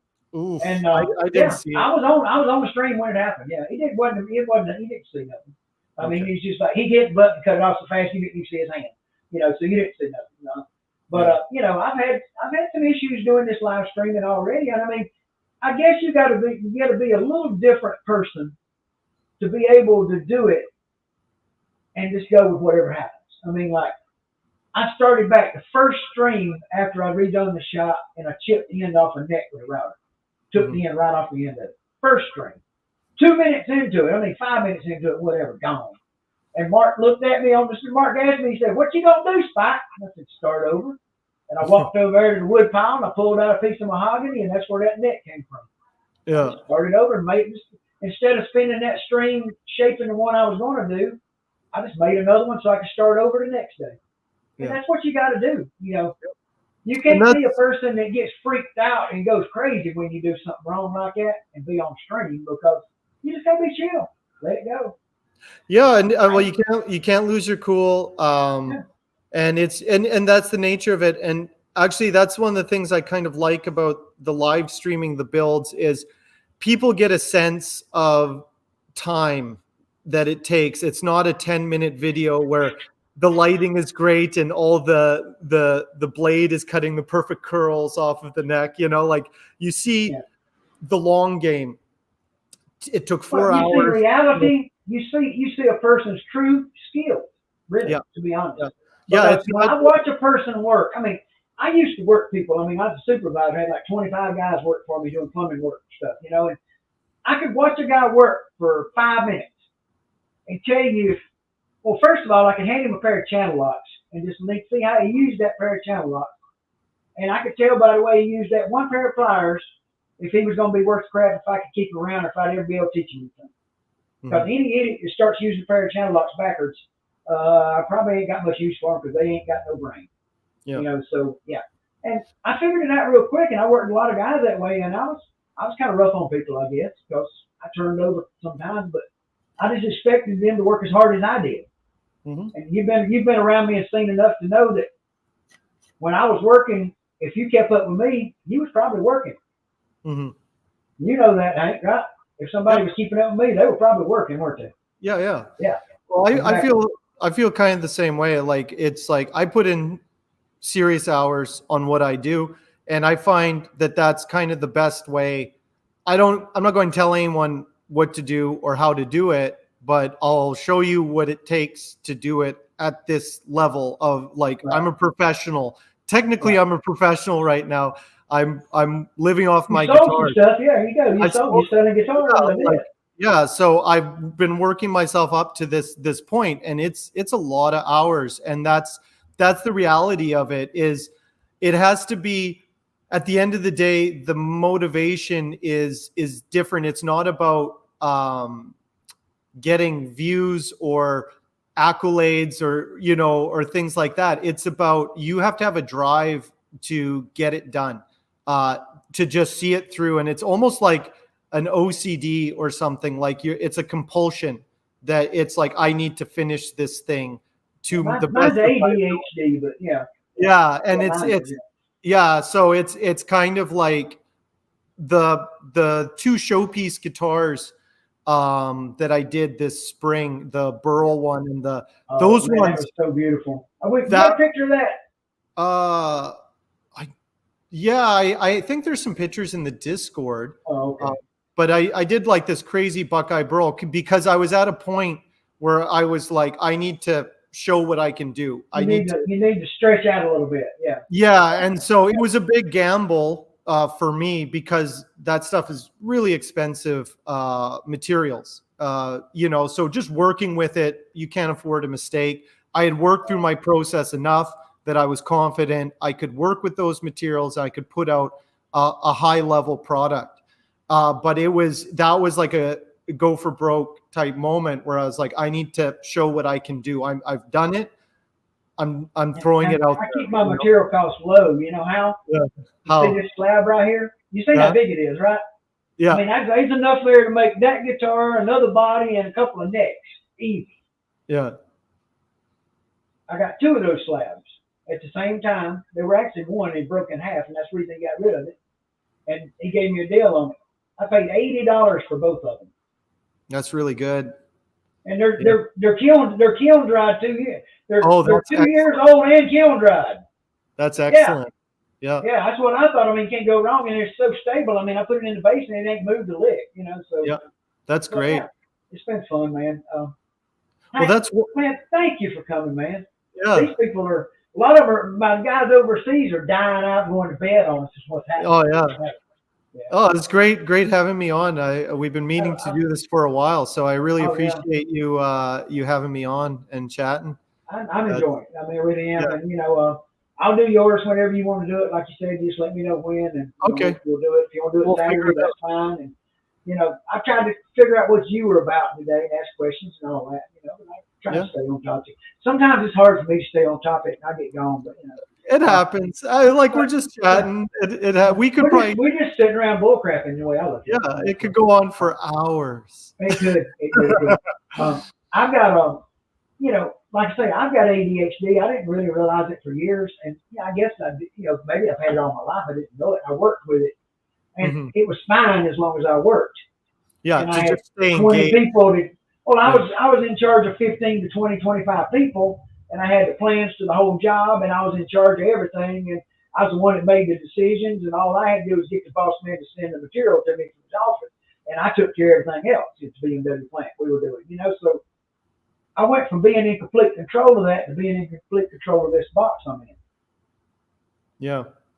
Changed a lot, so yeah. Like, I was so, like this all the time, dealing with everything I had to deal with, answering everybody's questions. Why did this guy not come to work? And, I mean, it was everything all day long, and I functioned at that level all those years and didn't really realize how high level of function I was at, as far as dealing with so much stuff. And then when I got hurt and got, stuck in the bed with a bad neck, and then the back went bad, and, then I got back to doing things in the shop, I realized that I couldn't get my focus right, and I was bouncing, and, it wasn't right. And so they started me on the Adderall, and I take one in the morning and one in the afternoon, and they got me for 3 a day if I want them, but I can't take the third. It's just too much, so for me, for my system. But I guess the good thing is I'm 170 pounds. For 64 years old, I weigh 170 pounds, and That's less than I weighed when I was. I wrestled in high school at 185 my junior year. Mm. So yeah, and then so my sophomore year I was in the 170. I probably haven't weighed this weight since I was a sophomore in high school. Oh, wow. So yeah, no joke. And I one time weighed 242, brother. Whoa. Yeah, and I wasn't no taller either. I was still 5'7". Oh, man. Yeah. Oh, I give people the visual. We talk about it. He says, "How big were you, Spike?" And I said, "Well, you just don't. Let me show you." And I pick this up and I do this. And I say, "You see this belt? You see this hole? And this one I poked in it right here? Well, you see all these going here? I've been in all the way to that one." Wow. Yeah. So, yeah. So the medicine is good for me for that. It's also good that I can focus.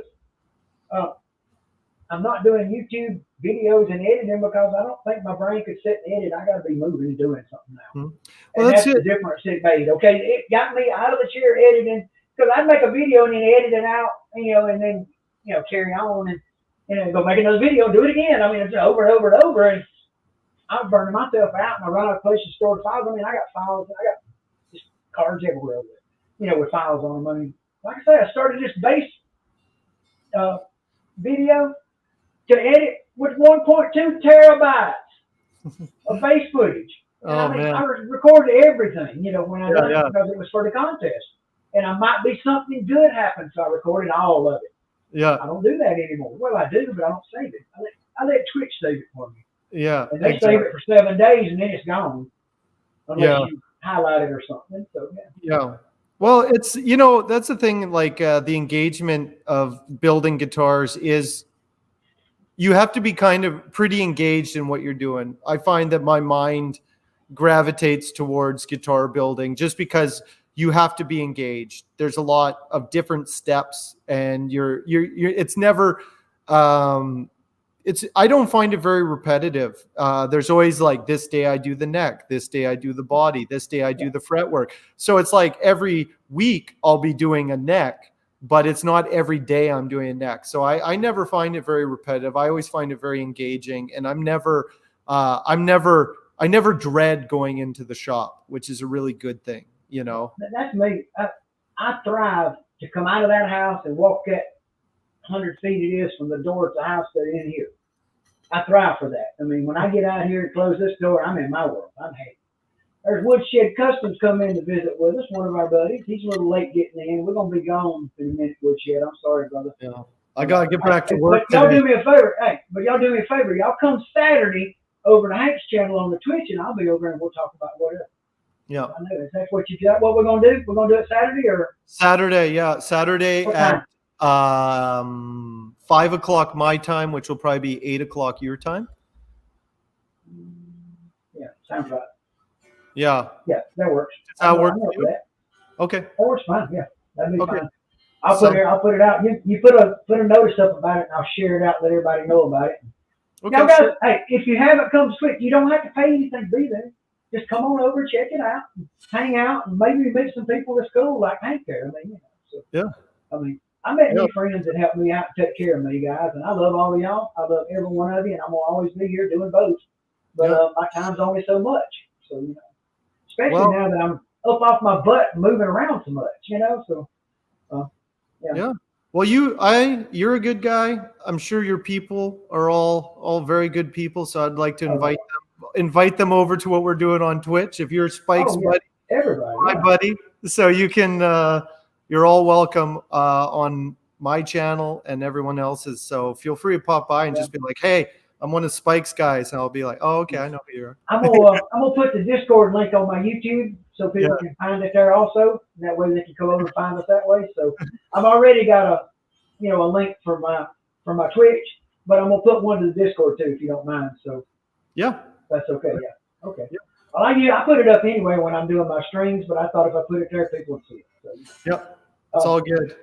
Things are different, guys. When you come to Twitch, we got little things that run up and down the screen and dance around, and comments are on the screen. Lots going on. It's crazy, yeah. There's emotes. It's all them damn young people that influenced that shit. That's what it was. But we're just trying to hang on the best we can, ain't we? Yeah. I thought I was the oldest guy in the guitar business, and then I figured out, man, that Mark was older than me. Yeah, You know, Mark so, is our elder. yeah, he's a little older than me. Yeah, so Yeah, I yeah. thought I was the old dude for a while there. Yeah. Y'all just Well, being but nice to me because of it. guitar building is not a young man's game. I wish it was, No, but it's not. No, no. it's you need a shop, you need tools. I wish I could help more younger people get into it, but it's like you need to be established. You need to have a bit of experience. I wouldn't, unless you get an apprenticeship or something. It is definitely an older person's game building guitars to have all the equipment and the resources Well, to do yeah, it. And the that's just thing is, a place to do it, and most young people don't have that place. I mean, they're in an apartment, or nowadays they're still living in mom's basement. Yep. But that's okay. They can put a bandsaw in mom's basement, and probably get away. Yeah, with you can get a But, band. They can do it. Maybe you got an uncle with a shop in his garage or something, and you can build a kit on your kitchen table if you really want to do it.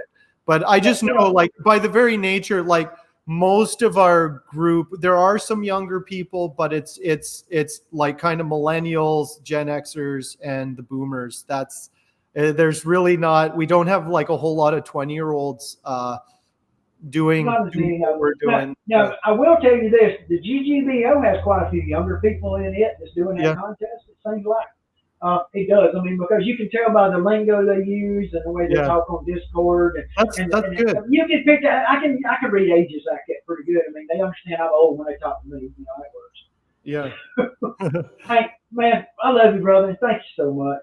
Thanks I for hope having me. everybody here got to hang out and enjoy it. And, hey, let's come back and do it again because everybody's. This is growing. It wasn't very big today. Sometimes it feels real good. And it's just kind of. I took so much time off when I was redoing the shop. It's kind of slowed us down on our growth and everything. I was gone all August as well. Well, you took some time off, went to Dad's house, and Yeah, caught some fish. Yeah, hey, you gotta go enjoy life, man. That's what. Yeah. You worked hard for 11 months. Go enjoy some time with your family. So. Yeah. But yeah, we thank you, man. We appreciate you coming in with us, and we all just doing what we do and enjoy it, And you're an example that we all should kind of work to be. Somebody that's just working to help other people, doing a nice job, making great guitars, and just all around cool guy. We appreciate you, man. Thank you. I appreciate that. Yeah. It's good chatting with you, all your people. You guys have a good rest of your day. Thank you, Hank. I appreciate you, brother. Thank you now. See you next time. See you Saturday. See you Saturday. Let me know what I need to do. Give me the info earlier, and I'll be ready and all that. Okay, sounds good. Okay. Thank you, man. How do I come into your broadcast? Discord. Through Discord? Okay. Yeah, Discord video call. Okay. I've never done that, but I'll send. We'll set up beforehand, and we'll get you set up. Okay. I'll start figuring it out. Discord always wants access to my camera, and I say it no. So I guess it's time to say yes. Yeah. Okay. Now it's time to say yes. Now I understand. Okay. Be good, my brother. Thank you much. Okay. We'll see you then. Okay. Bye. Everybody be good. Guys, hey, thank you all for coming in. I appreciate every one of you coming. Hey, Hank's a cool guy, and he's got a cool thing going, and hey, he's a good friend. And he reached out and helped me as much as you could ever hope. Jay Bird, my brother, I want to tell you too how much I appreciate and love you too, man, for helping me get over there and find that world that just gives me a little less stress in my life. I needed that. I needed less stress in my life. So, and it does that for me. It gives me less stress, makes me feel good. And guys, the friends over there are just like the friends here, but just many more of them that will get involved and talk like you guys do. I mean, because, a lot of people watch your stuff and don't say anything. I'm so happy when people get involved and say something with us and work with us, guys. So, hey, thank you all so much. If anybody's got an idea of something cool to do with that guitar and that slab of wood, I'm going to go back through the comments and see what it says. Thank you, Bill. I appreciate it, man. We had us a good guest. He done a great job, and we're going to start having one every week, every Thursday. We're going to have a guest at the plant. So it'll be a YouTube guy, a Twitch guy, or something. We'll find somebody.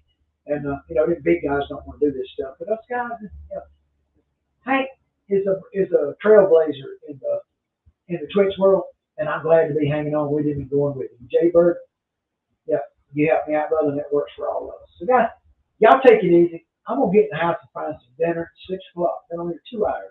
I was not expecting that. Don't do that normally. We usually do 30 minutes here. So, hey, guys, we'll be doing them off and on. We enjoy each other. Take care of yourselves. And y'all come see me on the Twitch. I'll put you some more YouTube videos up. And my YouTube video will be up Saturday sometime during the day. My demo guys playing it Friday night, tomorrow night at 6 to 7. And then I got to come home and get all his stuff edited into the video and get done. So that's where we're at. Step at a time, guys. Rob, all of you, thank you guys. Bill, every one of you, thank you, man. I love y'all. We'll see you on the next one. Later, my friends. See you. Bye.